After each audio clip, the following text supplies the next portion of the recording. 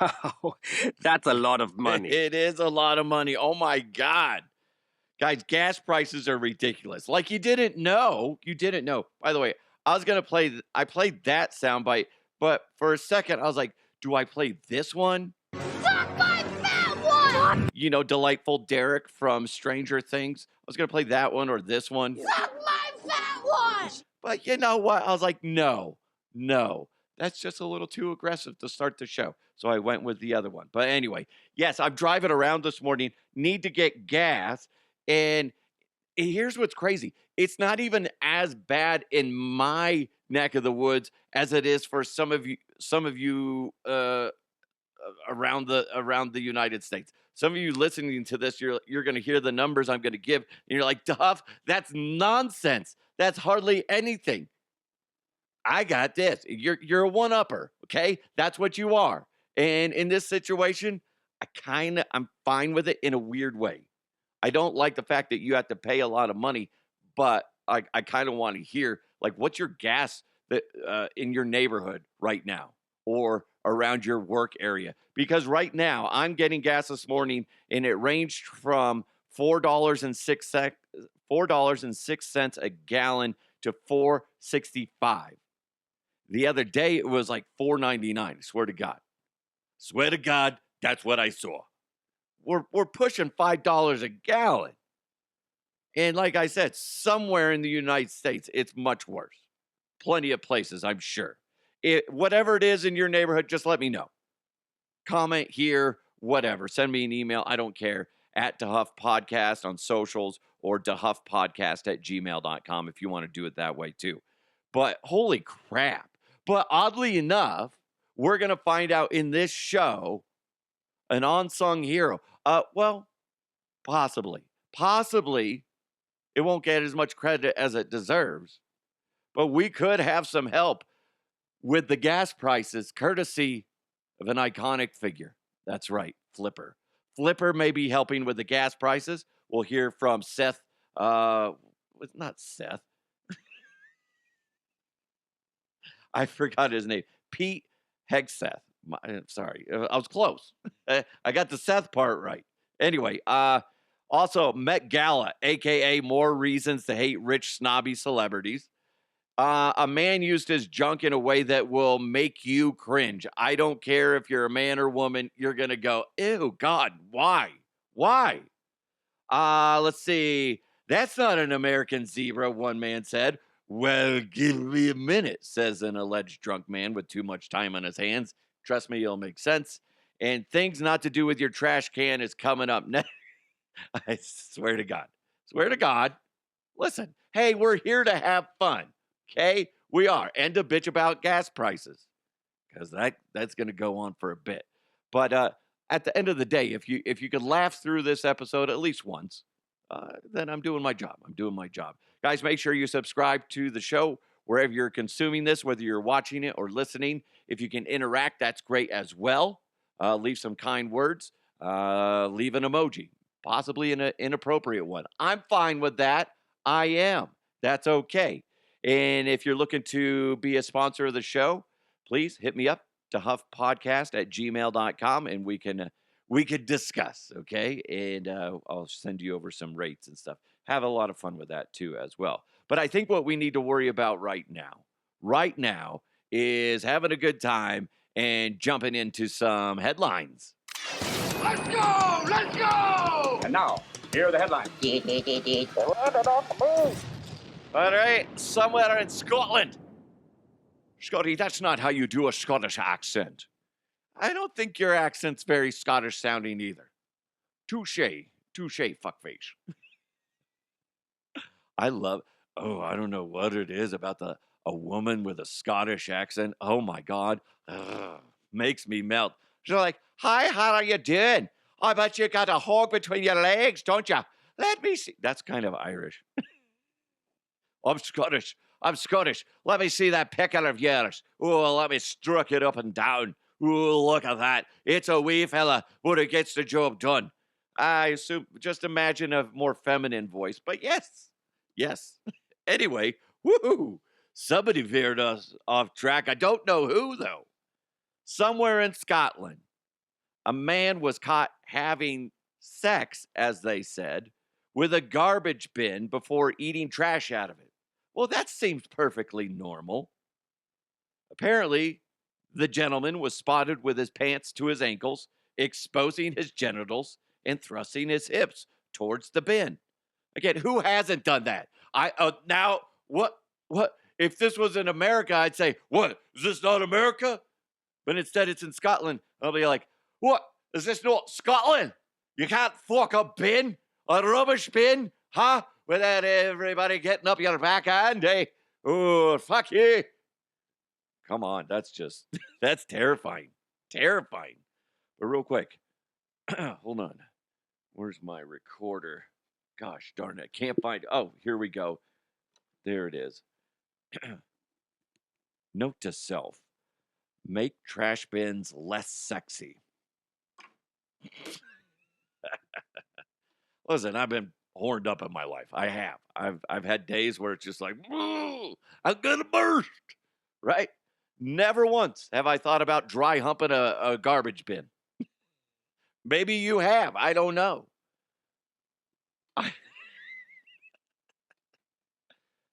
Oh my goodness. Obviously, the dude's suffering from mental illness. Hopefully, otherwise, if he's just like some random dude, who's just like, God, I have not nutted in forever. Man, look at that garbage bin. Ooh, it's looking good. Nobody gonna notice. Nobody's gonna notice. It's 2026. Everybody's just glued to their phone. Everybody noticed, buddy. Everybody noticed. My goodness gracious. That's an awkward phone call to police dispatch. 911, what's your emergency? Yeah, there's a guy fucking the shit out of my garbage bin. Can you send somebody out, please? Oh boy, that's Harold. All right, yeah, we'll get him again. Oh my God. Officials at a zoo in Armenia said reports of a zebra that escaped from the facility were a result of mischief. What the huff? What do you mean? Well, apparently, that was no zebra. It was a donkey. Dun, dun, dun. I have a OMG sound effect. I was just too lazy to get it. Okay. I could have been. Oh, wait. I don't think I have it right now. Oh, what the hell, Scott? This is very embarrassing. Anyway, where was I? Yes, that's no zebra. It's a donkey that had been painted black and white as a prank. What, Connery? What? Scotty, I did that once, only it was an Armenian hooker dressed as a milkman. I do not want to know why. Scotty, what do you mean you don't want to know why? I'll just say this. There's one soundbite that goes with that one. Milk was a bad choice. How bored do you have to be to take a perfectly good donkey and paint black and white stripes on it? I saw the picture of the donkey. They did a fantastic job. It wasn't like, I'm going to put white striped hair and I'm going to put black striped hair. Right? They didn't do that. It looks pretty good. Like, well done. Somebody paid attention in art class. You're the kid that didn't eat the clay and sniff the glue. You know what I did in art class? I remember this. The other day, my daughter was talking about something. I'm like, oh God, I just had this like flashback of where I would put, I think it was you take like bits of crayon, or maybe it was the wrapper from the crayon, and you stick it in the Elmer's glue. Then after a bit of time, it turns into that color. Did you guys do that? Or did you just eat the glue? I never ate the glue, but I would put the Elmer's glue, rub it on my hands, and then peel it off like my skin was peeling. Anyway. No, Dub, I didn't do that. Jeez, I just ate the clay and sniffed the glue. That's it. You dumb ass. Yeah, okay. I'm the idiot. Jesus Christ, people. Oh my God. I am like really out of it lately, just so you know. Just a lot of weird shit going on lately. Oh, what is this? Syphilis is making a comeback, according to health officials. Syphilis? Ooh la la. I know, the rich man's disease. The rich man's venereal disease. Syphilis. Oh boy. Look at me. I'm all excited. Syphilis? Ooh la la. Anyway, just FYI. Scotty, why are you looking at me when you read that report? Because he knows out of everyone here, you's most likely to get them crotch critters. That's a fact. God damn it, cowboy, you're right. It's true. But syphilis is a good one to get. It's just fun to say, sorry, ladies, I have syphilis. Still want to bang? It just rolls off the tongue nicely. Connery, that's, no. No. Syphilis, your tongue, no, ew. He's got syphilis of the tongue. Is that a thing? I don't even want to know. Why are we going down this path? I swear to God, guys, it's going to get better. It is. This is like a support group all of a sudden. Guys, let's all hold hands. Let's bunch together. It will get better. It will. I swear. Swear. Let's make eye contact with each other. Let's forget the whole syphilis thing and move forward, eh? Okay, all right. This is not going to get better. A man used his penis to pull a police car down the street. This was to raise awareness for prostate cancer. Oh, and he was also set on fire doing so. His name was John Stevenson. He's 50 years old. He does these random acts of strength. He hauled a 2-ton French police car 131 feet along a residential street. There's a couple things. One, that's not going to make me want to donate to prostate awareness. It's not. I'm sorry. Okay? Sorry. Two, how do you practice for that one?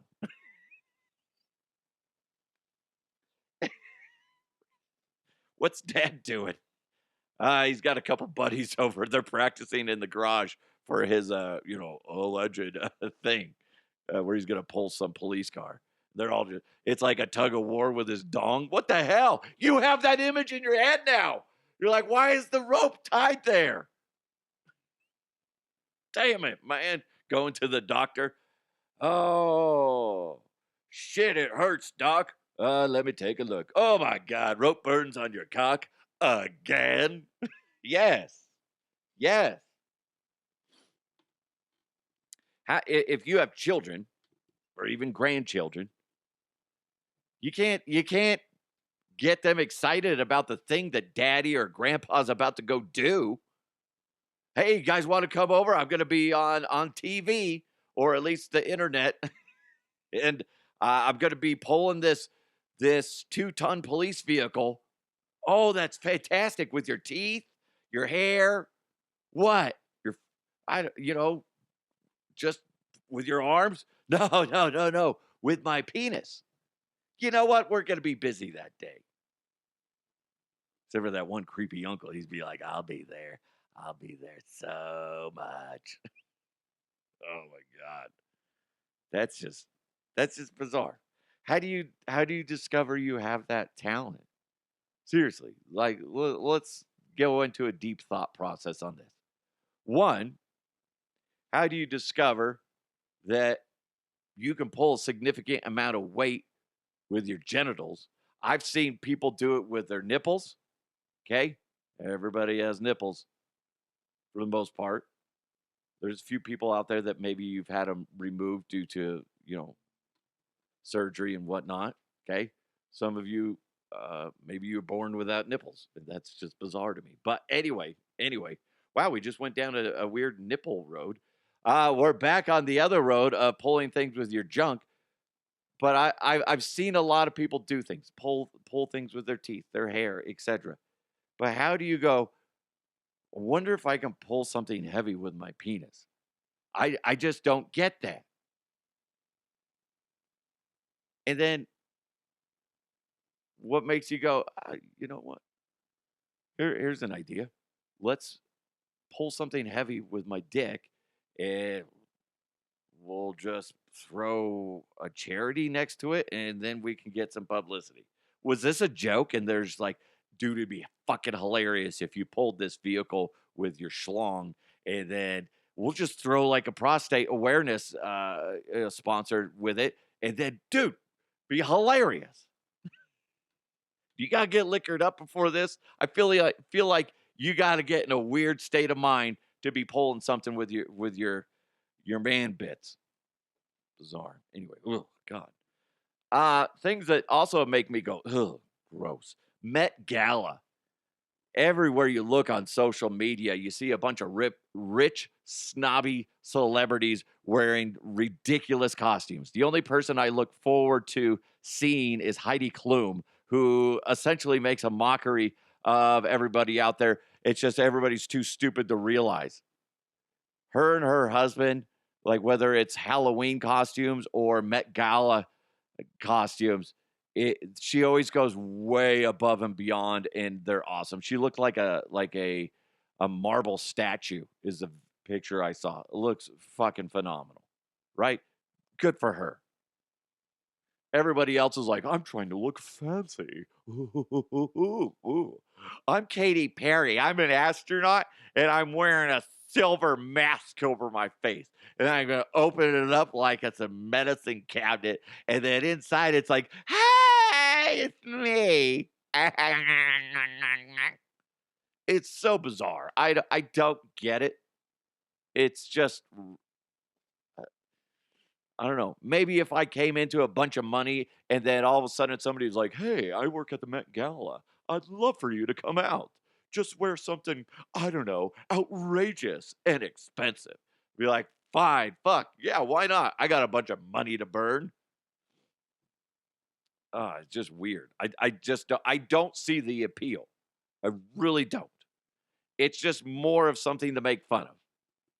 If you're somebody, who was it? Like, I think it's that Sam Smith, that singer a few years ago. He was wearing like a inflatable, like black trash bag type of thing. It's weird. At least if you're gonna do it, just wear something silly, an obvious slap in the face of fashion. Go Zoolander, derelict, right? You know, where they're wearing like trash. Show up like that. I'm fine with that.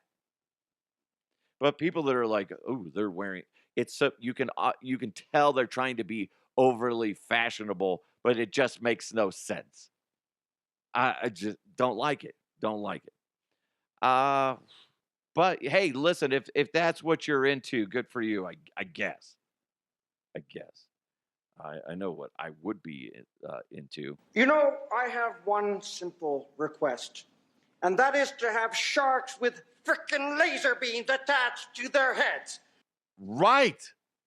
If I'm in the military, high up there, I'm like, where are we at with sharks with laser beams? And they're like, sir, we just don't got it, okay?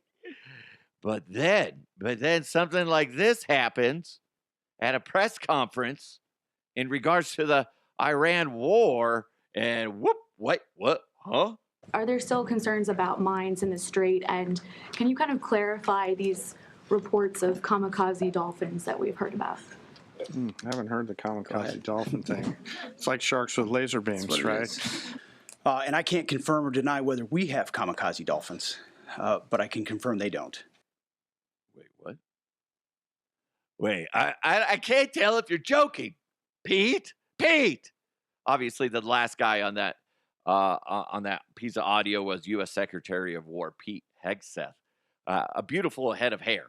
And I love the fact that I know I haven't watched SNL in a while, but I do watch clips of it. And is it Colin Jost? The guy that's married to Scarlett Johansson does a great Pete Hegseth. Whether you like him or not, it's hilarious. You have to appreciate the comedy. And you know that they're going to make fun of this. And I can't wait for it. I feel like this should be the thumbnail for this episode. Kamikaze Dolphins something like U.S. has Kamikaze Dolphins fighting in Iran war, something like that, right? That's gonna grab a bunch of people, and then they're gonna start listening or watching this, and they're gonna be very disappointed because they're like, "What? I thought this was all about the war. God damn it, son of a bitch! My life sucks, and so does this show. Fuck, fuck, fuck. War, negative." Right? There's people like that. I meant to read that comment from somebody on YouTube that was mad at me. Then what was hilarious is a bunch of you guys that listen to the show and understand the point of the show started making fun of that person because they probably drive a lifted truck. That's all I'm saying. Anyway. So yeah, how interesting is that? I don't know if Pete is kind of joking about it and he just has a dry sense of humor, which is awesome and terrifying in the same moment. My Uncle Bob has an amazing dry sense of humor, but it kind of sucks because you're always frozen. Like, is he joking or is he telling the truth? Like, you can tell when I'm joking about something because I laugh at my own jokes. Whereas him, he'll just look you deadpan in the face and be like, yeah, I once rode a dolphin from, what was it? From the Gulf of Mexico, Gulf of America now, all the way to Florida Keys. Like, it was fantastic. And he'd be like deadpan serious. And you're like, is he fucking joking or is he like cracked out of his mind? I have no idea. But circling back to the Kamikaze Dolphins, allegedly, Dolphins could end up helping with the sky-high gas prices. You see how it all is connected? If we can get rid of this Iran war because of Kamikaze Dolphins doing their shit, right?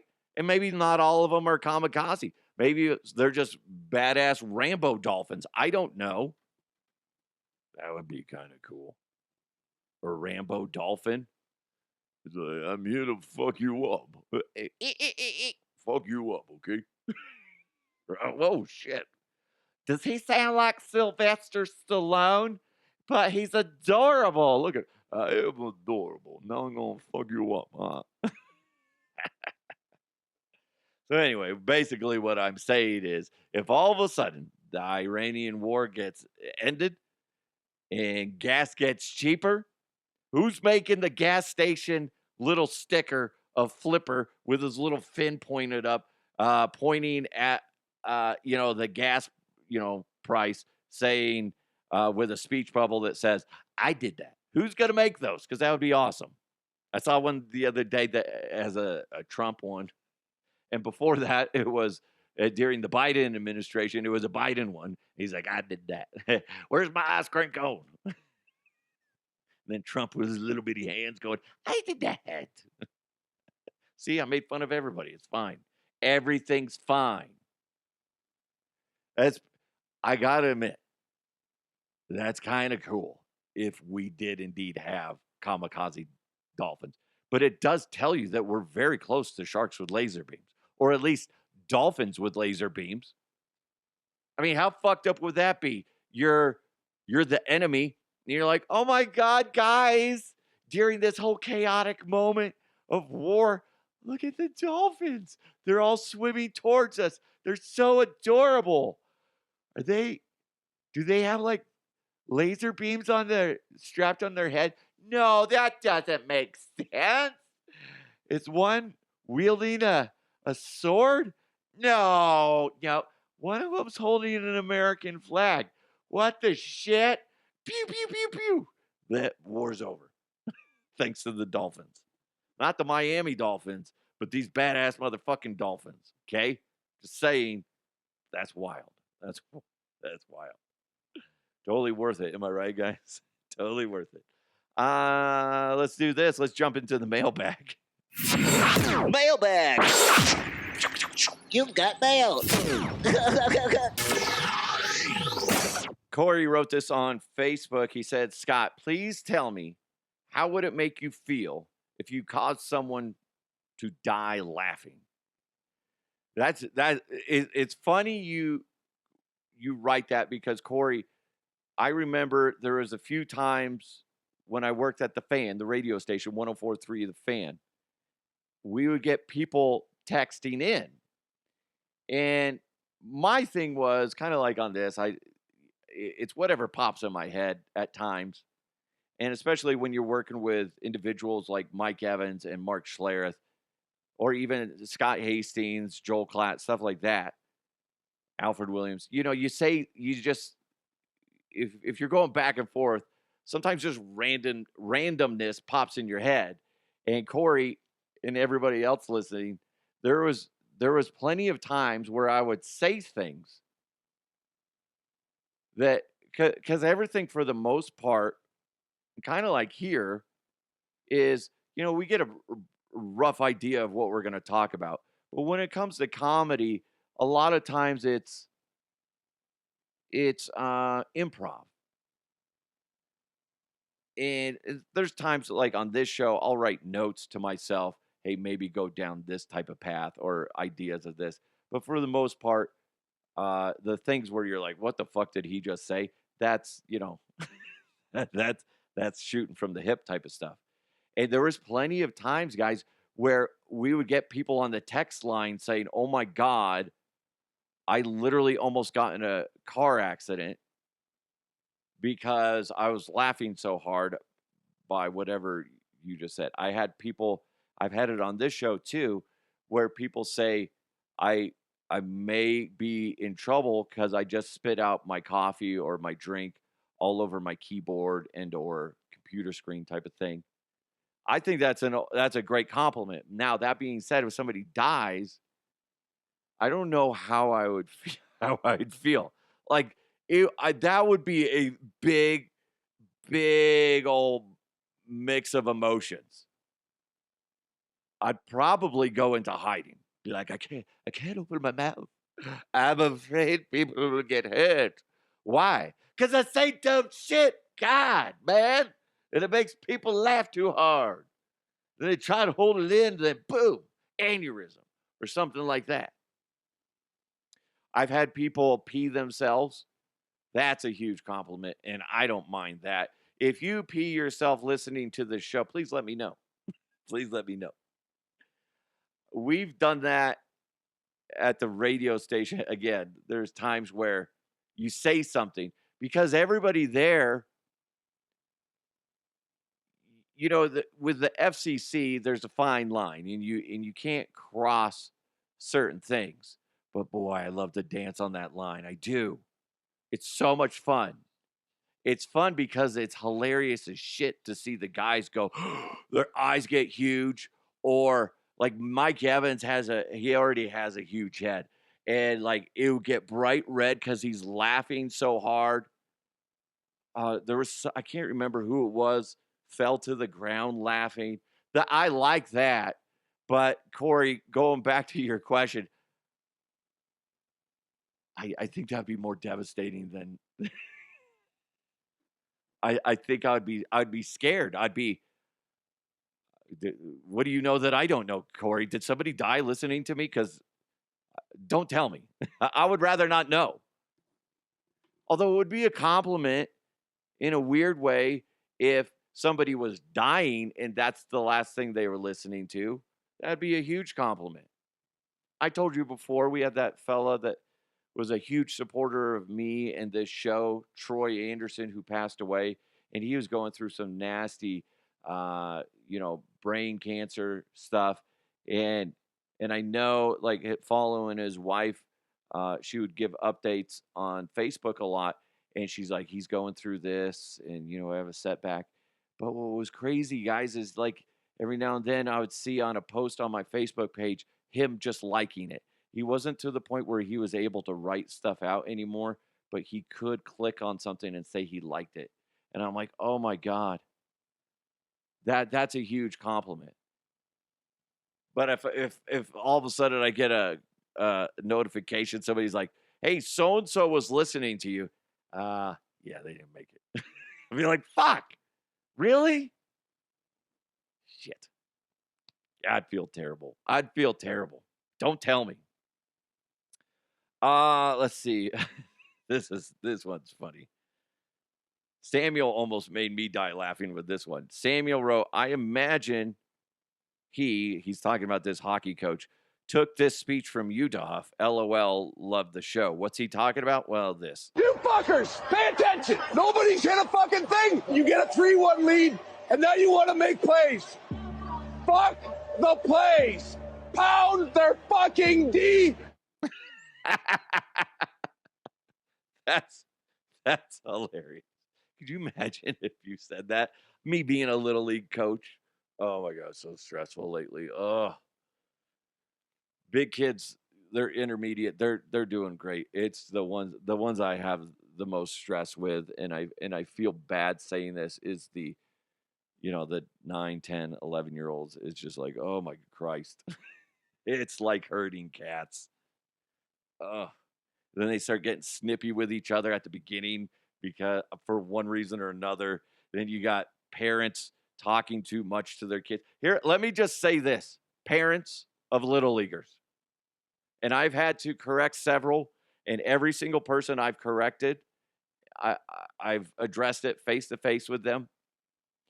They've taken it very well and very understanding. Okay. The point being is when we're coaching, let us coach. When they're playing a game, let us coach. It's perfectly fine for you to cheer on your kid. Go, good job, way to go, right? But don't sit there and go, hey, make sure you're doing this, do this, maybe move over a little bit, blah, blah. That's not helping.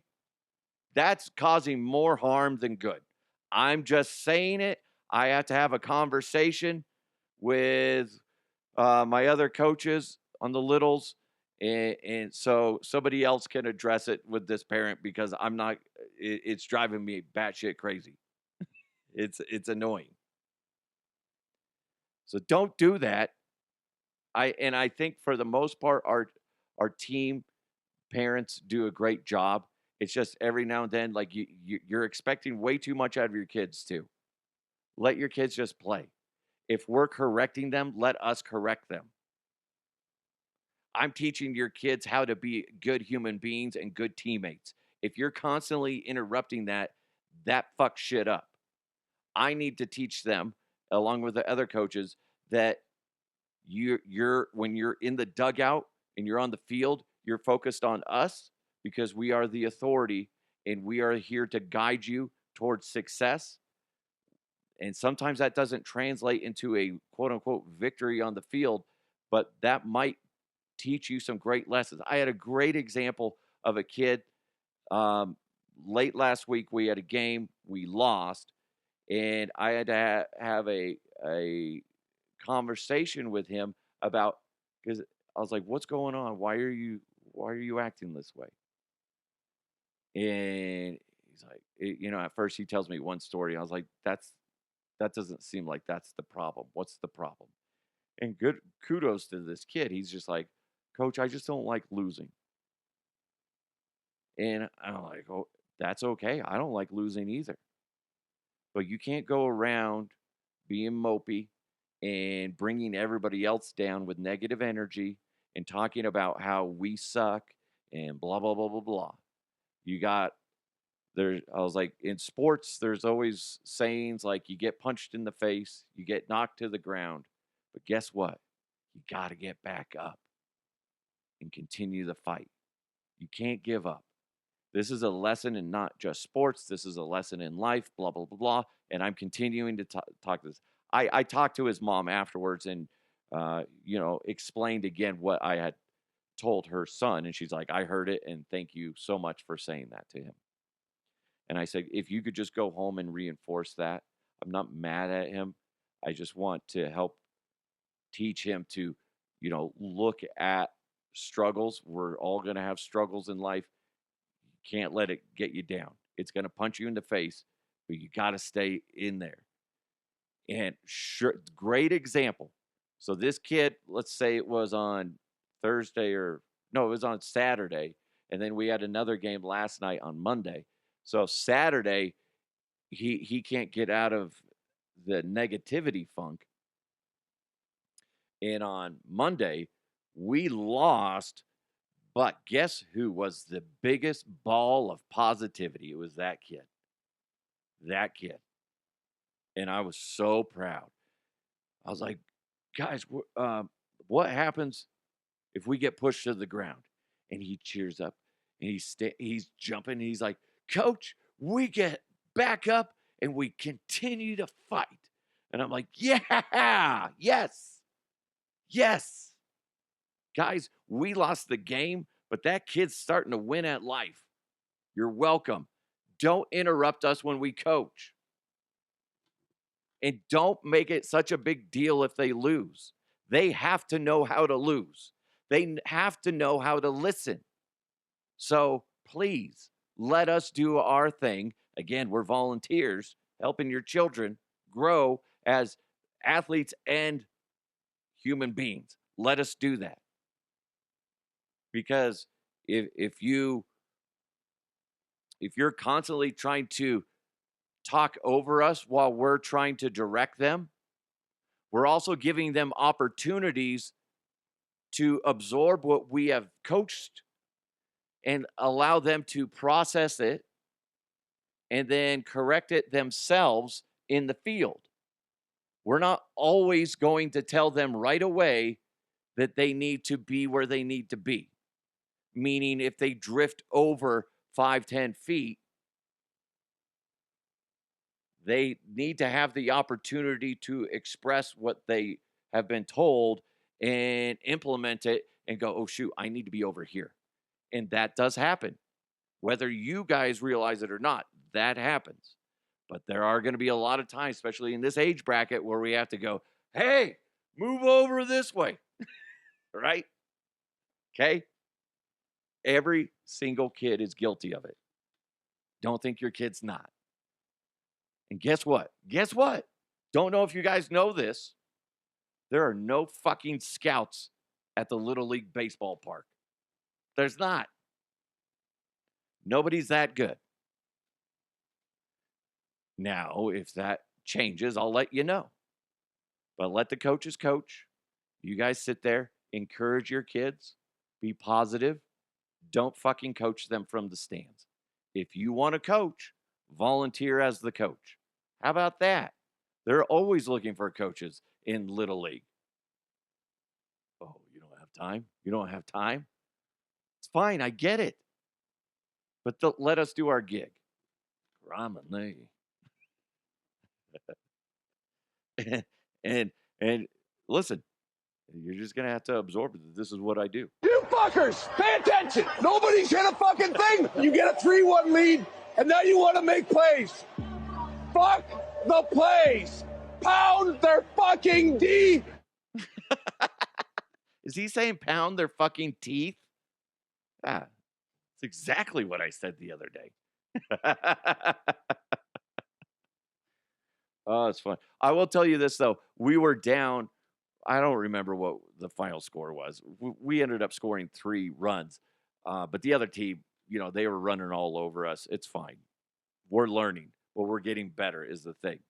And we also have this bad habit where we start off negative and end up positive.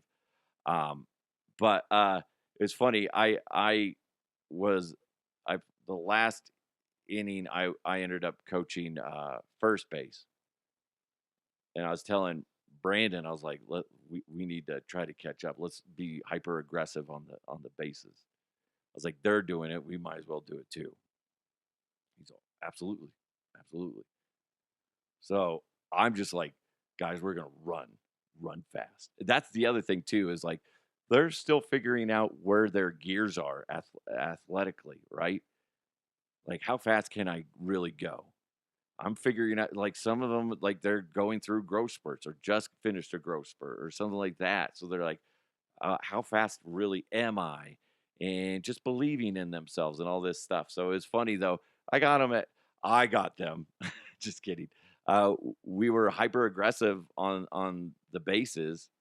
It's just, there was one kid that on our team, he just ripped it, right? Great hit. but the freaking other team, I think it was the second baseman, just made this amazing snag. I'm like, talk about deflating, because that would have been possibly a triple. But that's just sports, and it's just teaching these kids that life doesn't go the way you want to all the time, and that's okay. Christ, man, I would rather, as an employer, I would rather have an employee that has played at sports. I'd rather have an employee that played at sports and than an employee that never did.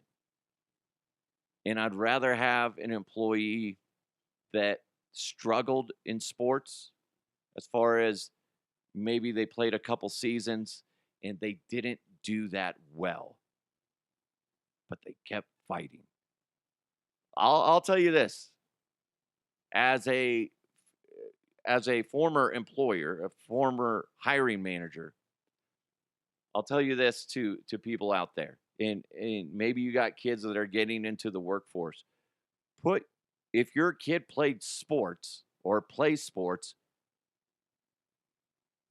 do you feel comfortable, because you should, putting their coach as a reference? Because I think that goes a long way. That would go a long way with me as an employer. Like, ooh, this is their baseball coach. This is their basketball coach, volleyball, etc. You're like, oh, now I'm gonna know what kind of worker this is, what kind of person this is outside of the fam, right? I think that's something to look into, right?